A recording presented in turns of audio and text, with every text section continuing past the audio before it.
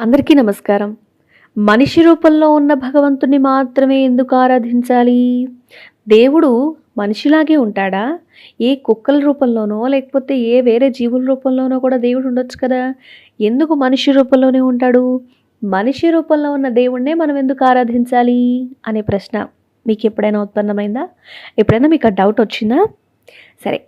ఆ విషయం గురించి ఒక చిన్న ఉదాహరణతో ఈరోజు మనం తెలుసుకుందాం. ఏంటి అంటే మనుషులకున్న ఆకారం లాగానే భగవంతుడిని కూడా మన రూపంలోనే మనం పూజిస్తాం. మనం తలుచుకున్నా కూడా భగవంతునికి మనిషి రూపంలోనే ఉన్నట్టుగా మనం ఊహించుకుంటాం. ఎలాంటి మార్పు నిజానికి లేనే లేదు. కానీ ఇక్కడ మనం గమనించాల్సింది ఏంటి అంటే ఉదాహరణతో చూద్దాం.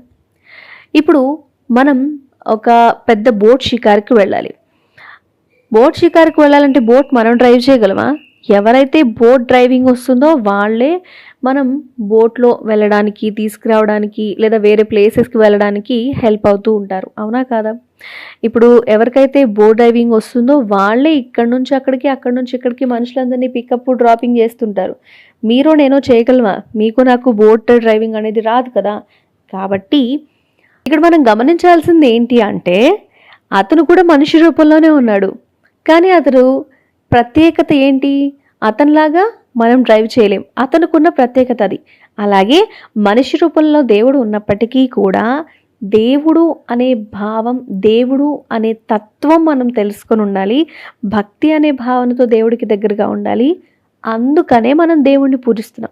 ఎందుకు? దేవుడు అనేవాడు కేవలం మనిషిలాగే ఉన్నాడు, లేకపోతే ఒక చిన్న విగ్రహం మనిషి లాంటిదే అని మనం చెప్పడానికి ఉందా అంటే ఖచ్చితంగా లేదు.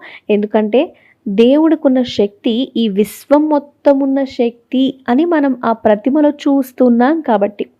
గమనించాల్సిన ఇక్కడ ఒకటే పాయింట్, విశ్వం మొత్తంలో ఉన్న శక్తి దేవుడిలో ఉంటుంది అనేది ఎంత నిజమో, ఆ దైవతత్వం ప్రతి చోట ఉంటుంది అనేది ఎంత నిజమో తెలుసు కాబట్టి మనం మనిషి రూపంలో ఉన్నా సరే దేవుడికి అంత ప్రాధాన్యత ఇస్తున్నాం.